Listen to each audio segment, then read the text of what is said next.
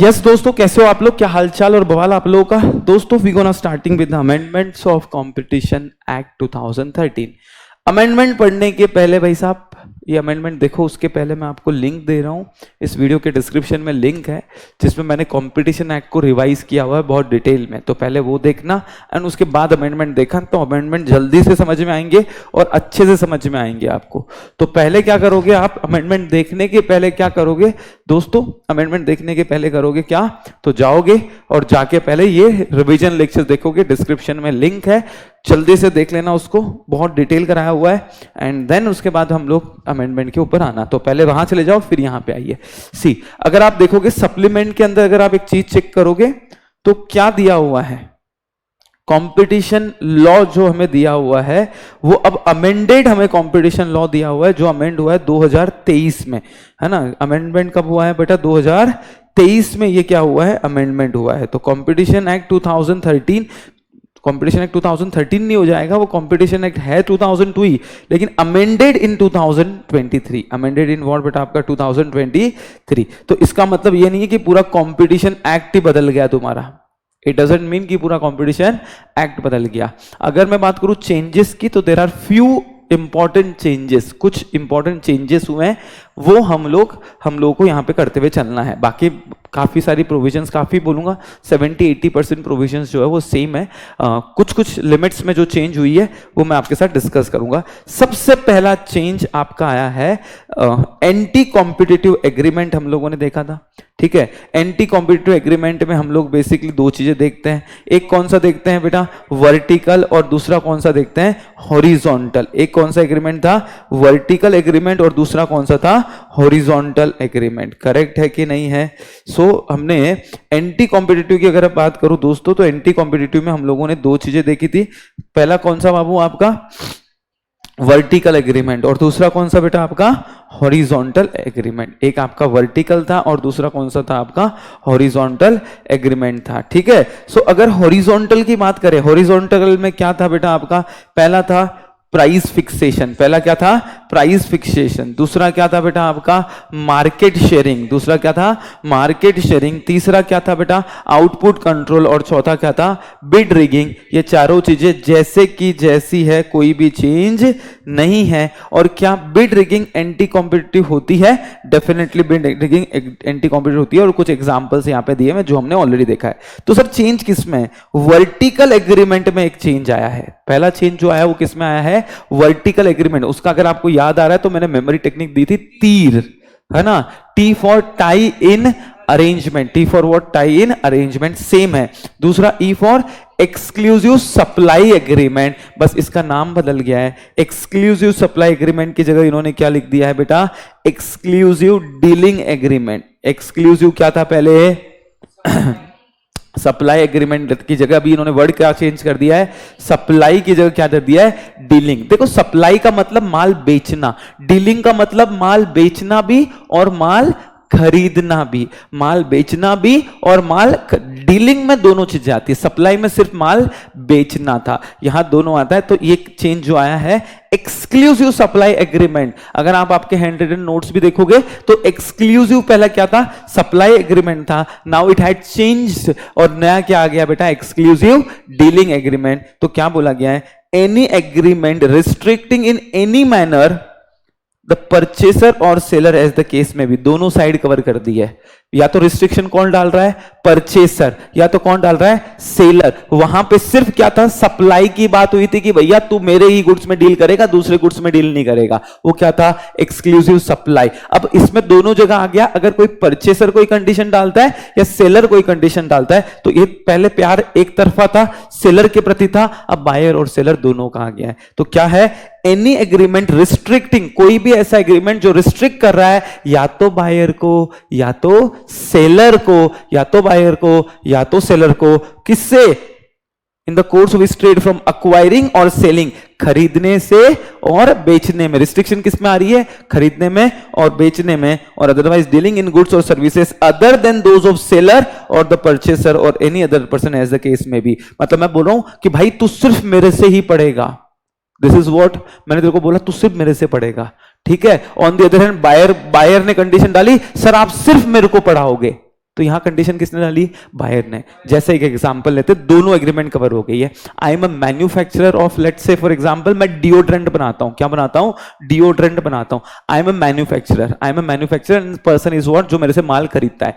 मैंने बोला कि भाई तू सिर्फ मेरा डिओड्रेंट बेचेगा और किसी का नहीं बेचेगा। This is what exclusive supply agreement, कि भाई तू सिर्फ मेरा ही माल सप्लाई करेगा। On the other hand buyer ने मैन्युफैक्चरर को क्या बोला? तू सिर्फ मेरे को सप्लाई करेगा, तू किसी और को देने वाला नहीं है। देखो पहले क्या था, मैंने उसको क्या बोला था? तू कोई और कंपनी के माल नहीं बेचेगा, तू कोई और कंपनी के माल नहीं बेचेगा। इसमें कौन कंडीशन डाल रहा था? सेलर। किसके ऊपर? बायर के ऊपर। तो ये एंटी कॉम्पिटिटिव होता था एंटी में, इसमें, है ना। अब क्या बोल रहा है? वो तो कवर होगा ही होगा, साथ में अगर बायर भी कंडीशन डाल रहा है, बायर बोल रहा है सेलर को, ए भाई सुन, डीओ सिर्फ बनाएगा और मेरे को ही देगा, किसी और को नहीं देगा। पहला कंडीशन क्या था? तू किसी और को बेचेगा, मतलब किसी और का माल नहीं बेचेगा, सिर्फ मेरी कंपनी का और डीओ बेचेगा। This is what supply.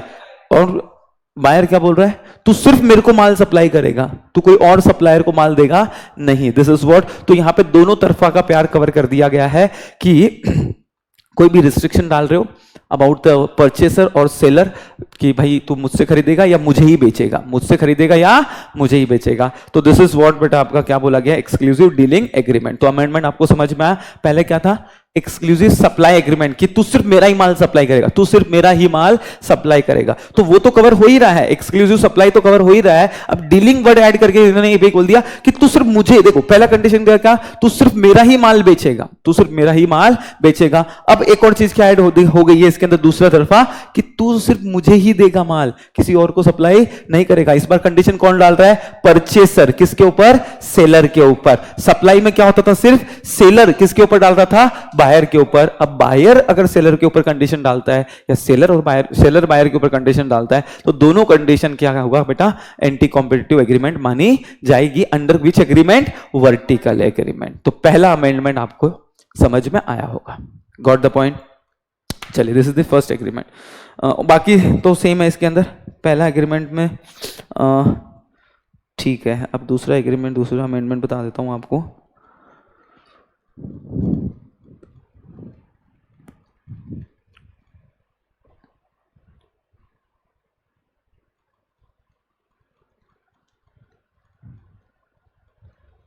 चले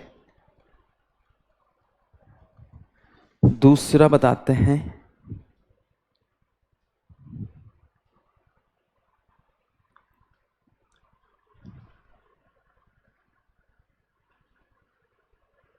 हाँ जी, ये पहला था। सेकंड वाला अमेंडमेंट समझना। सेकंड वाला क्या बोला गया? एक डेफिनेशन हमको ऐड कर दी गई है, डेफिनेशन ऑफ ग्रुप।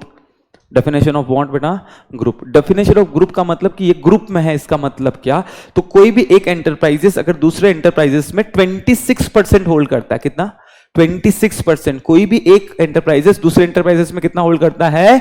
26% होल्ड करता है। तो और हायर परसेंटेज एज में भी स्पेसिफाइड, तो मैं बोलूंगा वो मेरी ग्रुप की कंपनी। वो मेरी कौन सी कंपनी है? ग्रुप की कंपनी। तो पहली कंडीशन मेरे ग्रुप में है, मतलब क्या? मैं उसके अंदर कितना होल्ड कर रहा हूं? 26% और हायर परसेंटेज एज में भी स्पेसिफाइड। लेकिन अभी कितना है? 26%। तो वो मेरे ग्रुप कंपनी है। दूसरा, अगर उस कंपनी में मोर देन 50%, मोर देन कितना परसेंट? 50% अगर मैं डायरेक्टर अपॉइंट कर रहा हूं तो वो मेरे ग्रुप में कंपनी। वो मेरी कौन सी कंपनी है? ग्रुप की कंपनी। अगर मोर देन कितना? 50% मैं क्या कर पा रहा हूं? डायरेक्टर को अपॉइंट कर पा रहा हूं। और तीसरा, कंट्रोल ओवर द मैनेजमेंट और अफेयर्स ऑफ द एंटरप्राइजेस। अगर मैं उसके ऊपर क्या ले रहा हूं? मैनेजमेंट को कंट्रोल कर पा रहा हूं, उनके अफेयर्स को कंट्रोल कर पा रहा हूं, तो मैं बोलूंगा वो मेरा क्या है? ग्रुप है। तो सेकंड वन अगर हम बात करें दोस्तों, तो सेकंड अमेंडमेंट बोल सकते हो कि ग्रुप की डेफिनेशन इन्होंने दे दी है और स्पेसिफिकली 2-3 जगह डाली है। ग्रुप का मतलब क्या? When 2 or more enterprises where one enterprises is directly or indirectly in position to exercise कितना परसेंट? 26%। 2 एंटरप्राइजेस है जिसमें कोई भी एक एंटरप्राइजेस दूसरे एंटरप्राइजेस पे कितना एक्सरसाइज कर रहा है? 26%। और सच हायर अमाउंट एज में भी स्पेसिफाइड और दी वोटिंग राइट्स, ठीक है। और अपॉइंट मोर देन कितना? 50% of member of board of director. या फिर मैं उस कंपनी में कितना? मोर देन 50% डायरेक्टर अपॉइंट कर रहा हूं। और तीसरा, कंट्रोल ओवर द मैनेजमेंट और affairs of any other company. This is the second चीज जो एडिशन हुई है बेटा, ठीक है। सेकेंड अमेंडमेंट समझ में आ गया बड़ी? कोई भी एक होगा तो कंट्रोल आ जाएगा, और है क्योंकि, ठीक है ना।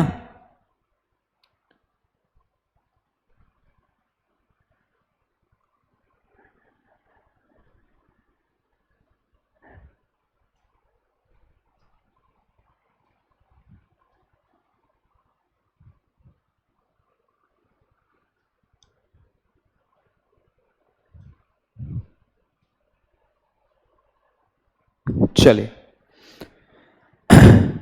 नेक्स्ट अमेंडमेंट जो आ रहा है बेटा, नेक्स्ट अमेंडमेंट जो, हाँ जी, चलो उसके बाद का अमेंडमेंट अगर देखोगे तो एक नया अमेंडमेंट आया कॉम्बिनेशन का। हालांकि ये लिमिट बहुत पुरानी दी हुई है, this is the old limit. अगर आप देखोगे 500 करोड़ ना 500 करोड़, अभी हमने क्या देखा हुआ है अगर याद आ रहा है, कॉम्बिनेशन की लिमिट हमने ये देखी हुई है, हमने ये लिमिट देखी हुई है कॉम्बिनेशन की, ठीक है। ये 2016 का अमेंडमेंट है एक्चुअली। 2000 आपको ना अभी इसके अंदर पूरा एक्ट दिया हुआ है 2003 का, तो 2003 में लिमिट अलग थी, ये 2000 करोड़ की जगह 1000 करोड़ था, ये 6000 की जगह 3000 करोड़ था। तो कंफ्यूज मत हो जाना, सप्लीमेंट देख के कंफ्यूज हो जाओगे, अरे सर यहाँ तो इतनी लंबी चौड़ी लिमिट दी हुई है। वो 2003 का लिमिट था, तब एक्ट आया था, तब का लिमिट था। 2016 में लिमिट वैसे भी चेंज हो गई थी, तो इस लिमिट में कोई चेंज नहीं है, ये लिमिट जैसे की है वैसी की वैसी है। तो 2016 में क्या आया था बेटा, अमेंडमेंट क्या आया था दोस्तों, कॉन्सेंट्रेट करना, यहां पे लाया था the value of asset and the value of turnover had been enhanced by 100%। पहले कितना था, आधा था, उसको 100% से बढ़ा दिया।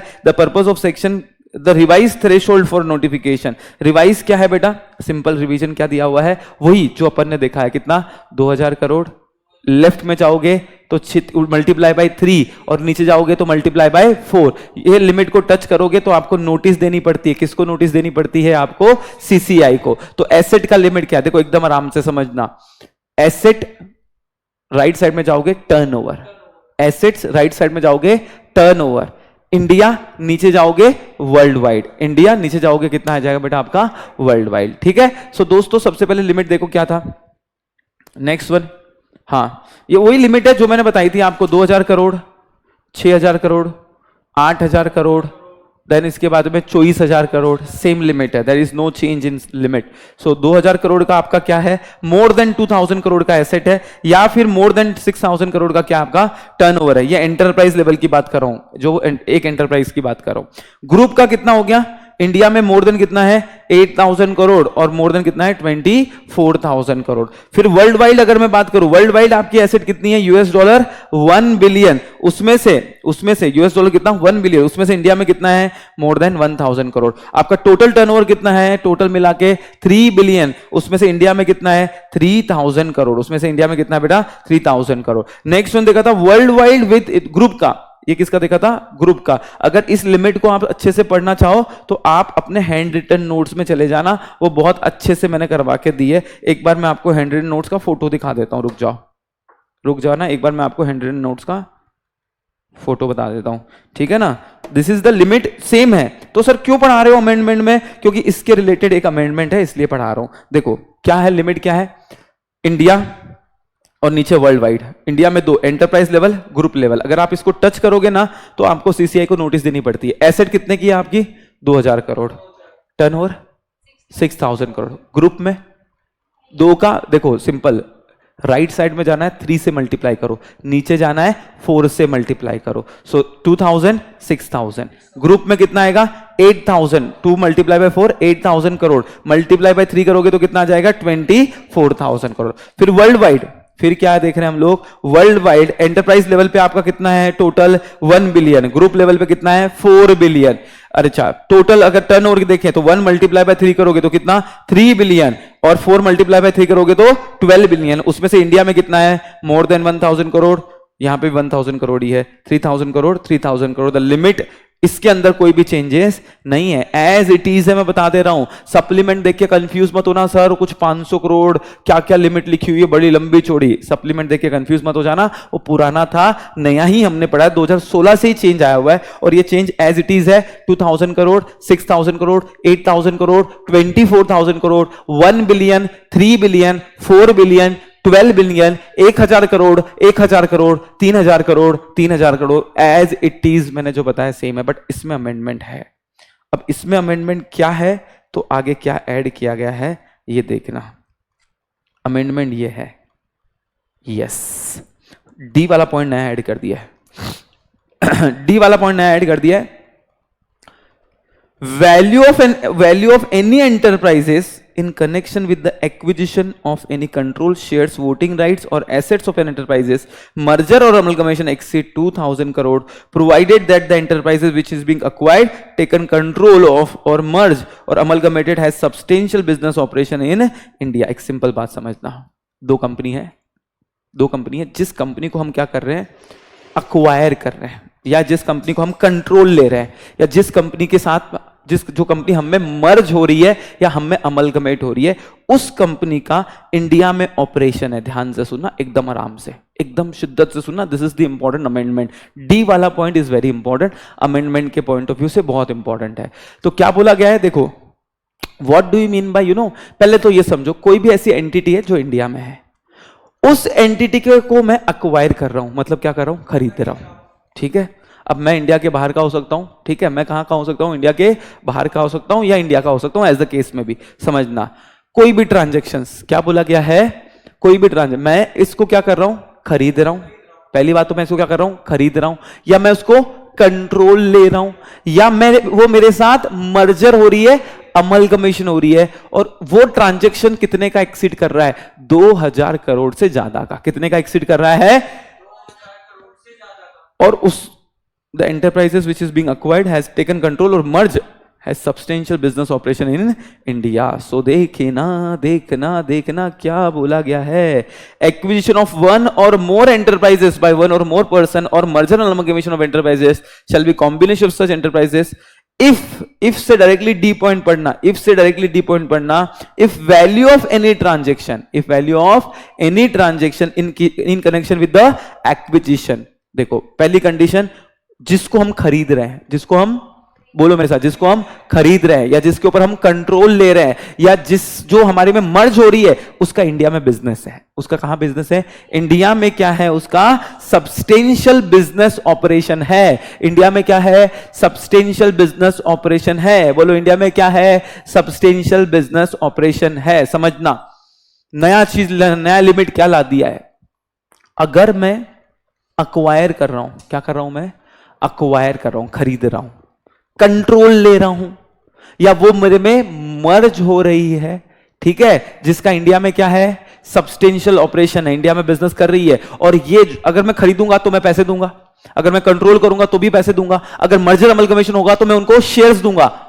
और वो ट्रांजैक्शन कितने का है, मोर देन 2000। ना एसेट देखनी है ना टर्नओवर देखना है, उसका कितना एसेट है, उसका टर्नओवर। ये ऊपर वाली लिमिट किसकी थी, एसेट एंड टर्नओवर की थी। ना एसेट देखना है ना टर्नओवर देखना है। लिमिट में क्या बोल दिया है, अगर डील, मतलब introduction of deal value threshold, इसको क्या बोलते हैं, introduction of deal value threshold limit. Deal value threshold limit मतलब जितने की डील हुई है, जितने की क्या हुई है, डील। अगर वो डील कितने करोड़ की हुई है बेटा, हाँ, तो अगर वो डील हुई है एक्सीडिंग कितना, रुपीस 2000 करोड़, तो must be reported to the CCI, must be reported to the CCI. और उसका, लेकिन उसका बिजनेस क्या होना चाहिए, इंडिया में ऑपरेटिंग होना चाहिए। उसका बिजनेस क्या होना चाहिए बेटा आपका, हाँ। और इसके पहले क्या था, उसके पहले क्या था, earlier deal would be needed to be reported to CCI based on the value of assets और टर्नओवर। मतलब जो मैंने डायग्राम बॉक्स बनाया ना, 2000 करोड़, 6000 करोड़, 8000 करोड़, पहले क्या था, हम उसका एसेट और टर्नओवर देखते थे। अब हम क्या देखेंगे,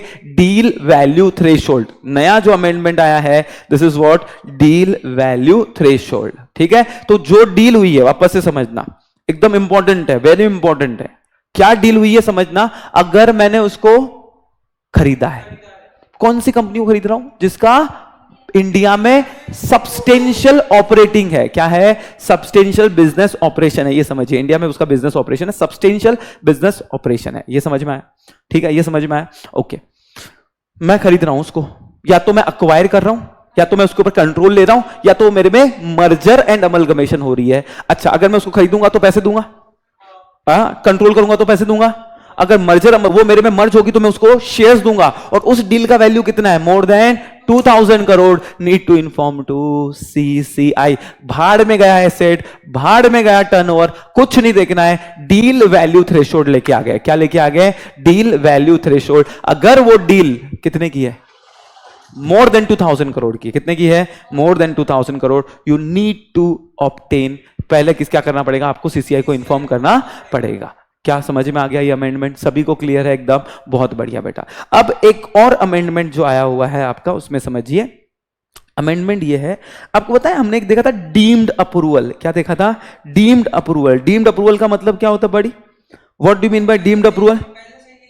अच्छा, मिनिमीज एग्जामिशंस हम लोगों ने देखा हुआ है। व्हाट इज डीम्ड अप्रूवल बेटा, डीम्ड अप्रूवल का मतलब ये होता है अगर 210 दिन तक, कितने दिन के अंदर, 210 दिन तक अगर सीसीआई ने कुछ भी नहीं बोला तो 210 दिन के बाद में हम मान लेंगे कि ये क्या हो गया है, deemed approval. Now the time limit of 210 days has been reduced to 150 days. Time limit has been reduced to कितना, 150 days. अर्लियर कितना था, 210. अर्लियर कितना था, 210. इसको मैं आपको एक मिनट रुक जाओ, मेरे हैंड रिटन नोट्स आईपैड में ले लेता हूं. जस्ट वेट बड़ी, तो आपको अमेंडमेंट मार्क करने को भी समझ में. 150 हो गया है. यस 150 हो गया है. पहले अर्लियर 200, पहले वाली लिमिट देखने की जरूरत नहीं है. ये देखना, मैं आपको हैंड रिटन नोट्स ओपन कर देता हूं तो आपको थोड़ा और बेटर क्वालिटी आएगी, क्लैरिटी आएगी बेटा. एकदम आराम से जी, एकदम आराम से जी.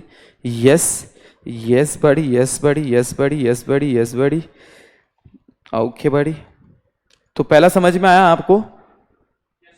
ये तो ऐसा, इसमें क्या आ गया बेटा, ये अब क्या बोल दिया हमने, इसको जगह क्या ला दिया हमने, 2000, 6000, 8000 की जगह क्या ला दिया हमने, वैल्यू बेस्ड. मतलब threshold on the basis of dealing. Threshold on the basis of what बेटा, आपका डीलिंग के बेस में. अच्छा, इसमें 2 अमेंडमेंट और है.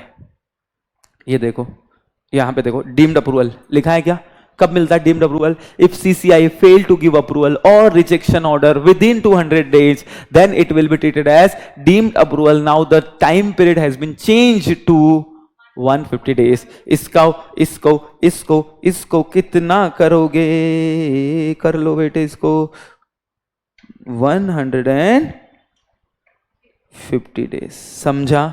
अच्छा, एक और चीज नई क्या ऐड करिए समझना, CCI will form prima facie opinion about the combination with in 30 days. देखो, जब आप कॉम्बिनेशन देते हो ना, आप सीसीआई को नोटिस देते हो. जिस दिन आपने सीसीआई को नोटिस दिया, सीसीआई 30 दिन के अंदर अपना एक प्राइमरी ओपिनियन बना लेगा कि इसका एप्रिशिएबल एडवर्स इफेक्ट है या नहीं. एक प्राइमरी, एक होता है ना, पहली नजर में देख के समझ में आ जाता है.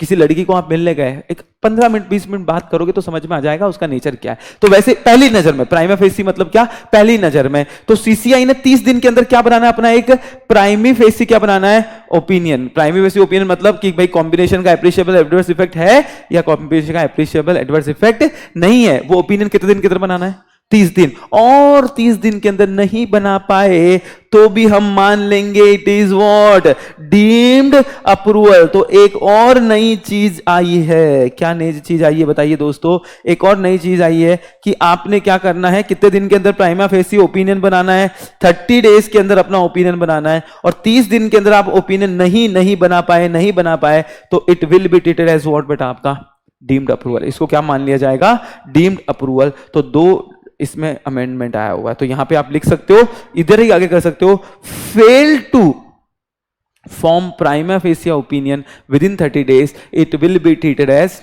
Deemed approval. It will be treated as what बेटा, आपका डीम्ड अप्रूवल. क्या ये आपको अमेंडमेंट समझ में आ गया बड़ी. हाँ, सो 210 दिन के जगह कितना हो गया, 150 दिन. लाइफ आपकी आसान कर दी है. बोले 2000 करोड़, 6000 करोड़, 8000, 24000, तिल लेने गया सब. क्या बोला गया है, अब सिर्फ कितना है, डील वैल्यू थ्रेशोल्ड 2000 करोड़ के ऊपर का डील हुआ है ना, must be inform to CCI. किसको इन्फॉर्म करना पड़ेगा, सीसीआई को इन्फॉर्म करना पड़ेगा. यहां तक समझ में आ गया आपको. हाँ, यहां तक समझ में. ओके, नेक्स्ट अमेंडमेंट है in the definition of cartel. In the definition of what, cartel. Cartel की डेफिनेशन में अमेंडमेंट है. कार्टेल का मतलब क्या होता है, हु बाय एग्रीमेंट क्या कर रहा है, limit, control, attempt to control over the production, distribution, supply, sale, price. बराबर है, ये हमने देखा था, बराबर है ना बेटे, ये हमने देखा था. तो कार्टेल के डेफिनेशन में क्या अमेंडमेंट आया, ध्यान से सुनना. एक मिनट, मैं आपको अमेंडमेंट ओपन करवा देता हूं. तो कार्टेल के डेफिनेशन में एक नई चीज ऐड हो गई है कि भले ही वो प्रोडक्शन में नहीं है, भले ही वो सप्लाई में नहीं है, स्टिल अगर वो इंपैक्ट कर रहा है तो it will be treated as anti competitive. Cartel की डेफिनेशन में ओपन कर लेता हूं बड़ी. यस, तो कार्टेल में क्या बोला गया है बेटा, any include any association of producer, seller, distributor, trader और service provider who by what बेटा, आपका who by agreement amongst themselves limit, control और attempt to control production, distribution, sale और प्राइस और trade in provision of services. The nature of cartel is, ठीक है, injurious, okay okay okay. The international cartel, ठीक है, okay, इसमें इन्होंने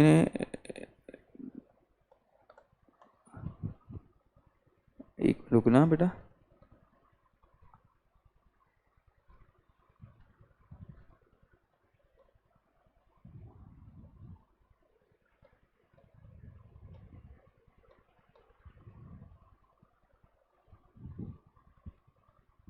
ठीक है। सो इन्होंने क्या दिया है कार्टेल में, अमेंडमेंट क्या दे दिया, चेंज में क्या दिया, 2 लाइन लिख लो बेटा, लिखो 2 लाइन लिख लो। कार्टेल की जो डेफिनेशन दी ना उसमें 2 लाइन लिख लो। It also includes, it also include, it also include those, it also include those, it also include those who do not directly participate in supply or production, who do not directly, who do not directly, who do not directly participate in supply or production। Cartel की definition जहां पे है वहां पे एक और चीज add कर देना अपने हैंडरिटन नोट्स में, क्या बोला गया है, या फिर आपने जो भी नोट्स आपके रेफर किए होंगे उसमें, who do not directly participate in supply or production but participate indirectly at the horizontal level, but participate indirectly at a horizontal level such as a intermediary or consultant, such as a intermediary or consultant. मतलब यहां पे आप क्या कर रहे हो, आप supplier नहीं हो, लेकिन आप सप्लायर को क्या करते हो, कंसल्टिंग करते हो, है ना। मतलब आप सप्लायर को, सप्लायर बायर और सप्लायर के बीच के इंटरमीडियरी हो, तो भी हम माने जाएंगे कि आपका क्या है, कार्टेल है। अगर आपने इंटरमीडियरी के साथ भी सेटिंग कर ली ना, या एसोसिएशन है, ट्रेड एसोसिएशन होते हैं, उनके साथ भी सेटिंग कर ली ना, तो उसको भी क्या माना जाता है, कार्टेल। कार्टेल मतलब होता क्या, पहले बताओ। कार्टेल मतलब क्या होता है, ग्रुप ऑफ पर्सन, है ना। अब वो ग्रुप में कौन कौन लोग आते हैं, ग्रुप में आते हैं प्रोड्यूसर आते हैं, सेलर आते हैं, डिस्ट्रीब्यूटर आते हैं, ठीक है ना, सर्विस प्रोवाइडर आते हैं, हु बाय एग्रीमेंट क्या करते हैं, attempt, who by agreement limit or attempt to limit, control और attempt to control the production, supply, distribution, हाँ है ना। तो उसमें कौन लोग आ गए कार्टेल में, वो लोग भी आ गए जो क्या कर रहे हैं भाई साहब, जो इंटरमीडियरी लोग है ना, उसको भी ऐड कर दिया है। किसको ऐड कर दिया है, इंटरमीडियरी और एसोसिएशन, जो कंज्यूमर एसोसिएशन वगैरह होते हैं, उनको भी हमने क्या कर दिया है, ऐड कर दिया है, ठीक है। तो यहां पे जरूरी नहीं है सेलर का है, यहां पे हो सकता है जो इंटरमीडियरी लोग हैं ना, जो बायर को सेलर तक पहुंचाते हैं, उन लोगों ने भी कार्टेल किया है, तो भी कार्टेल के डेफिनेशन में आएगा। मतलब स्कोप बड़ा कर दिया। पहले क्या बोलते थे, कार्टेल मतलब प्रोड्यूसर का ग्रुप, सेलर का ग्रुप, डिस्ट्रीब्यूटर का ग्रुप। अब हमने क्या बोला, नहीं नहीं, प्रोड्यूसर सेलर डिस्ट्रीब्यूटर तो है ही है, साथ में वो लोग भी आ जाएंगे जो सप्लाई में नहीं है लेकिन इनडायरेक्टली सप्लाई को अफेक्ट करते हैं, वो लोग भी आ जाएंगे। उनके साथ अगर आपने एग्रीमेंट किया है तो उसको भी क्या माना जाएगा, उसको भी कार्टेल माना जाएगा, ठीक है। ओके अब एक और डेफिनेशन में जो चेंज आया हुआ है वो आया हुआ है, अच्छा ग्रुप वाली डेफिनेशन कर ली अपन ने। ग्रुप का मतलब क्या होता है बताओ, देखो 2 डेफिनेशन, एक तो कंट्रोल और दूसरा ग्रुप के डेफिनेशन में। ग्रुप मतलब क्या, जहां पे 2 और मोर एंटरप्राइजेस है, जिसमें एक एंटरप्राइजेस दूसरे एंटरप्राइजेस पे कितना होल्ड करता है, 26%, या एक एंटरप्राइजेस दूसरे एंटरप्राइज पे मोर देन 50% किसको अपॉइंट कर रहा है, डायरेक्टर को, या उसके मैनेजमेंट के ऊपर कंट्रोल ले रहा है। किसके ऊपर कंट्रोल ले रहा है, मैनेजमेंट। और कंट्रोल का मतलब क्या होता है, कंट्रोल का मतलब यहां पे बोला गया है, कंट्रोल लेना मतलब क्या, तो आप उसको मटेरियली इन्फ्लुएंस कर सकते हो। जैसे आपके पेरेंट्स आपको जो बोलेंगे, आप आपके पेरेंट्स से इन्फ्लुएंस होते हो। अच्छा आपको अच्छी मूवी देख के आए, वो आपके लाइफ को इन्फ्लुएंस कर गया, तो हम बोलेंगे उसके ऊपर मटेरियल इन्फ्लुएंस है। मटेरियल इन्फ्लुएंस मतलब आप उनके डिसीजन को बदल सकते हो, या वो आप जो बोलोगे वैसा डिसीजन वो लेंगे, उसको बोलते हैं मटेरियल इन्फ्लुएंस। तो कंट्रोल मतलब क्या, ability to exercise material influence in any manner whatsoever over the management or affairs of strategic commercial decision by one or more enterprises either jointly or singly over another enterprises। मतलब एक enterprises दूसरे enterprises को क्या कर रहा है, materially affect कर रहा है। For an example, unique academy materially commercial जो decision होते हैं ambitious academy के, उसको क्या कर रही है, affect कर रही है। यूनिक एकेडमी ambitious academy जिनका हमारे साथ टाइप है, तो हम उनको क्या कर रहे हैं, materially affect कर रहे हैं उनके decision। अब आशीष सर से पूछ के लिए जाते हैं तो हम बोलेंगे उनका मटेरियल क्या है, इन्फ्लुएंस है। और इन्फ्लुएंस कैसे आ सकता है, एक एंटरप्राइजेस दूसरे एंटरप्राइजेस पे ले सकती है, 2 एंटरप्राइजेस मिलके तीसरे एंटरप्राइजेस पे ले सकती है। तो 1 और मोर एंटरप्राइजेस आइदर जॉइंटली और सिंगली ओवर अदर एंटरप्राइजेस, और 1 और मोर ग्रुप आइदर जॉइंटली और सिंगली ओवर अनदर एंटरप्राइजेस। एक या एक से ज्यादा एंटरप्राइज मिलकर डिसीजन को अफेक्ट करे, या एक और एक से ज्यादा ग्रुप है ना, ग्रुप कंपनी मिलके उसके ऊपर इफेक्ट करे, तो दिस इज व्हाट बेटा आपका क्या बोलेंगे इसको, कंट्रोल।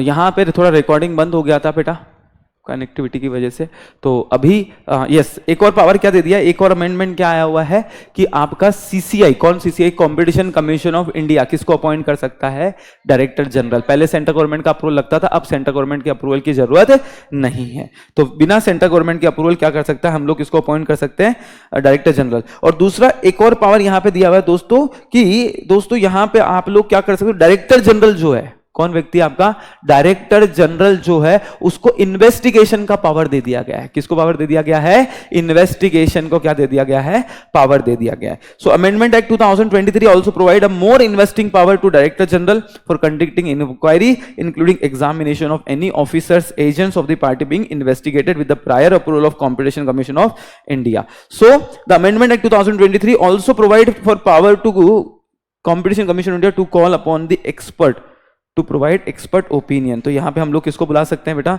एक्सपर्ट को हम लोग बुला सकते हैं। यहाँ पे एक और नई चीज जो ऐड कर दी है, दैट इज व्हाट बेटा आपका पावर टू कॉल व्हाट बेटा आपका एक्सपर्ट, है ना। सीसीआई यहाँ पे सेक्रेटरी को अपॉइंट कर सकती है, एक्सपर्ट को बुला सकती है, कोई इंक्वायरी इन्वेस्टिगेशन के लिए के टाइम पे प्रोफेशनल्स को बुला सकती है, एक्सपर्ट को बुला सकती है, प्रोफेशनल्स को बुला सकती है। करेक्ट है कि नहीं है, हाँ ओके।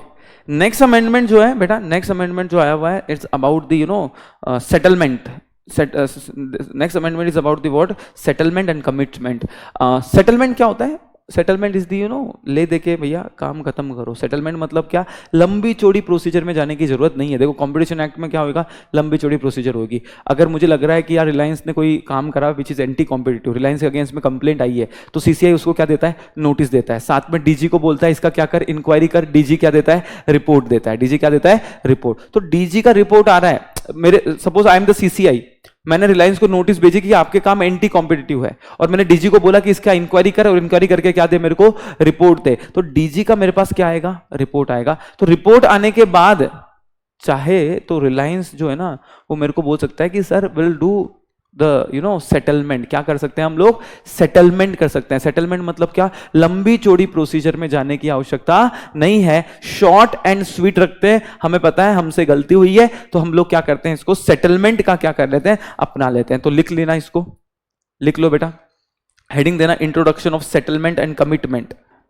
अच्छा एक नई चीज, रुक जाओ, एक नई चीज ऐड हुई है, दैट इज व्हाट बेटा आपका इंट्रोडक्शन ऑफ सेटलमेंट। क्या आया है नई चीज, इंट्रोडक्शन ऑफ सेटलमेंट। मेरे को एक बात बताओ, सीसीआई आपके अगेंस्ट में इंक्वायरी करता है, ठीक है, रिलायंस के अगेंस्ट। सपोज रिलायंस कंपनी है जिन्होंने कोई एंटी कॉम्पिटिटिव एग्रीमेंट किया है, जिन्होंने क्या किया है, कोई एंटी कॉम्पिटिटिव एग्रीमेंट किया है, तो सीसीआई उसको क्या भेजता है, नोटिस भेजता है, और उसको बोलता है भैया इसका रिप्लाई कर, इसका क्या कर, रिप्लाई कर। साथ में सीसीआई किसको बोलता है, डायरेक्टर जनरल को बोलता है कि रिपोर्ट फर्निश कर, क्या कर, रिपोर्ट फर्निश कर। तो यहां एक नई चीज ऐड कर दी है कि भैया काम आपका सेटलमेंट से भी हो सकता है। मतलब अगर रिलायंस चाहे तो वो मैटर लंबी चौड़ी प्रोसीजर में ना जाके स्पीडी ट्रायल में भी जा सकती है। तो नया चीज ऐड हुई है, लिख लीजिए अपने बुक में, हेडिंग दीजिए introduction of settlement and commitments. Introduction of settlement and commitment, उसमें लिखना any concern party, any concern party, any concern party against whom inquiry has been initiated, any concerned party against whom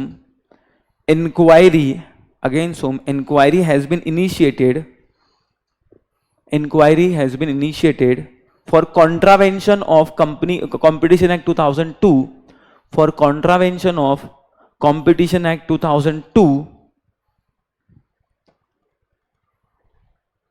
after the receipt of report of the Director General, after the receipt of report of Director General, after the receipt of report of Director General, such party can approach to CCI, for settlement, before the passing of final order, before the passing of final order.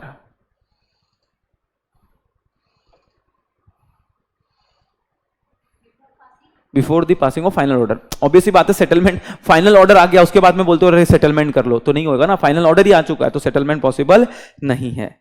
Correct है, next लिखना the concern party may also undertake commitments for modification. The concerned party may also undertake commitments for modification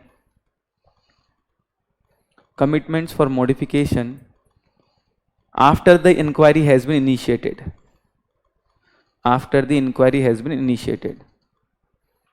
and before the submission of report by Director General. Before the submission of report by director general. हाँ, तो आप चाहो तो क्या करवा सकते हो, commitment for modification after the inquiry. मतलब यहां पे आपके अगेंस्ट में क्या हुआ है, इंक्वायरी इनिशिएट हो चुकी है. क्या हो चुकी है, इंक्वायरी इनिशिएट हो चुकी है. तो आप उनको रिक्वेस्ट कर सकते हो कि इसको क्या करिए, कमिटमेंट फॉर मॉडिफिकेशन, जो भी आप चेंजेस बताओगे हम मॉडिफाई कर देंगे. तो डीजी का रिपोर्ट आने के पहले आप अपना जो भी सीसीआई ने आपके ऊपर इंक्वायरी करी है उसको आप मॉडिफाई कर सकते हो. मतलब सीसीआई ने जो चेंजेस बताए वो आप चेंजेस इंप्लीमेंट करो. नेक्स्ट अमेंडमेंट एक और है, that is what, next amendment लिखो, issuance of statement of objection and modification.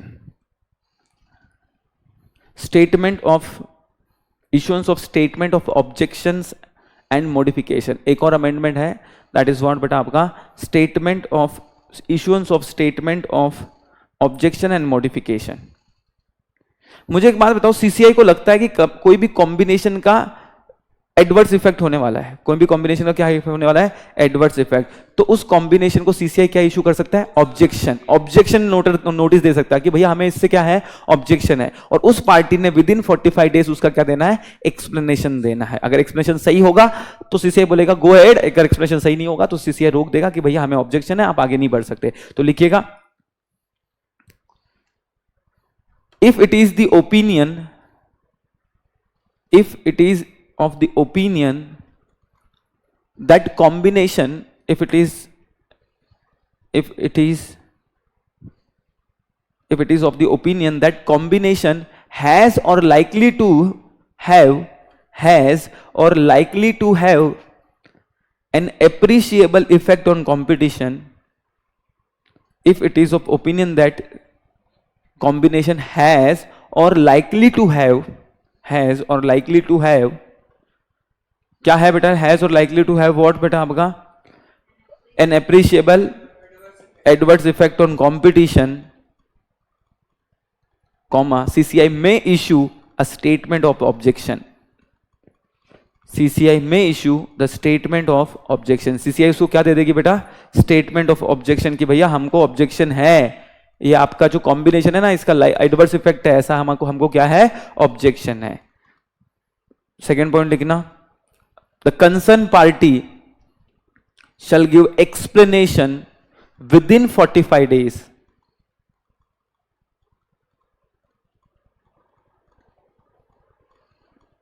Within 45 days, the concerned party shall give explanation within 45 days as the combination is not likely to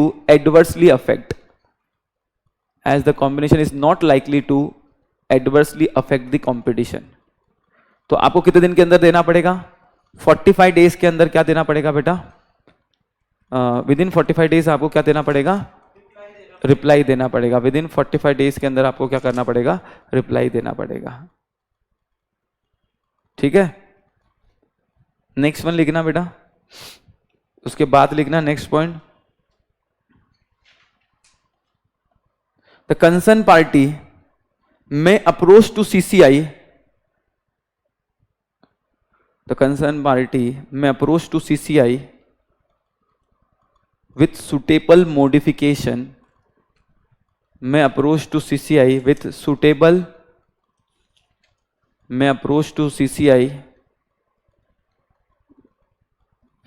suitable modification.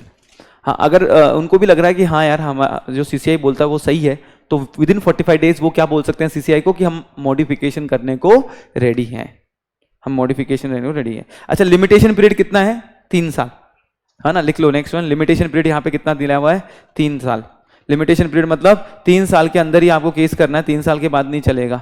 3 years के बाद में आप सोचोगे कि case कर दूंगा तो नहीं चलेगा। तो लिमिटेशन पीरियड कितना है यहाँ पे? 3 साल।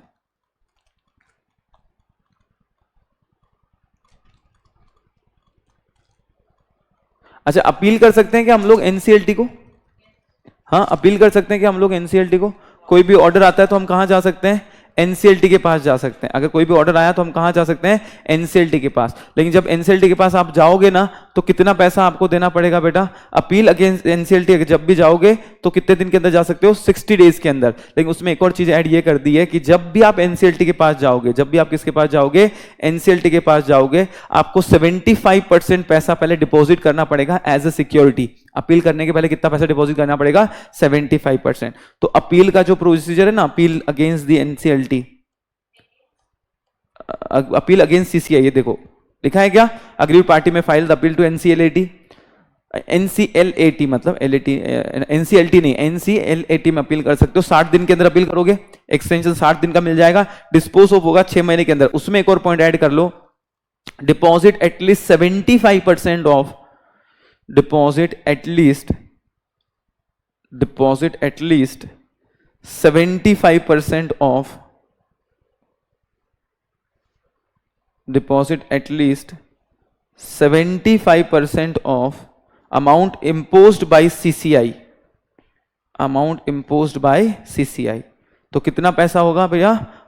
60, मतलब आपको 75% पैसा पहले डिपॉजिट करना पड़ेगा, उसके बाद ही अपील आपकी एक्सेप्ट होगी। दीज आर दी अमेंडमेंट्स, ठीक है ना? दीज आर दी व्हाट बेटा? आपका अमेंडमेंट। ये सारे अमेंडमेंट्स है आपके, बाकी कोई अमेंडमेंट्स नहीं है, एज इट इज है। अच्छा सर, कैसे आपको मैं बता दूं, इसका रेफरेंस मैंने कहाँ से लिया हुआ है ताकि आपका काम मैंने तेरे को आसान किया हुआ है। क्योंकि अगर हम पूरा पढ़ने जाएंगे ना, ये वाला शीट चीज क्या बोलते हैं, तो काफ़ी समय लग जाता था, काफ़ी वक्त लग जाता था। ये देखो मैंने आपका काम कहाँ से आसान किया है, देखते हैं बड़ी। ये देखिए, this is what competition act 2023, the silent feature. MCA से ही मैंने ये उठाया हुआ है और इसके अंदर अमेंडमेंट के साइलेंट फीचर्स दिए हुए हैं, जिसमें सबसे पहला फीचर्स जो था, ये देखो ये रहा। सबसे पहले देखो क्या दिया है, broadening the scope of anti competitive agreement. क्या वर्ड याद कर दिया? Exclusive dealing agreement. दूसरा 210 दिन की जगह कितना कर दिया? 150 दिन। फिर क्या इंट्रोड्यूस कर दिया? Deal value as per notified by merger and amalgamation 2000 crore का। फिर लिमिटेशन पीरियड कितना कर दिया? 3 साल। कितना हो गया?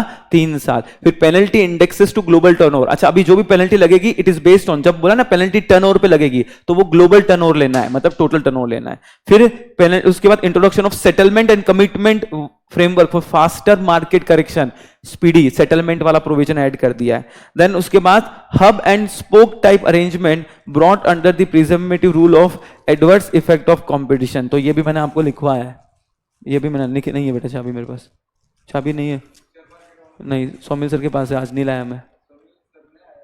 हाँ जा लेके आ, उधर मेरा खाने का टिफिन है भाई, मेरे को जाना है। दीपेश सर से ले लेना, दीपेश सर इधर ही होंगे। फिर कहाँ पे? अरे मेरा ये है, उसके अंदर खाना है भाई। बात कर एक बार दीपेश सर से कि आप कहाँ हो सर, शेयर मार्केट के ऑफिस की चाबी चाहिए थी।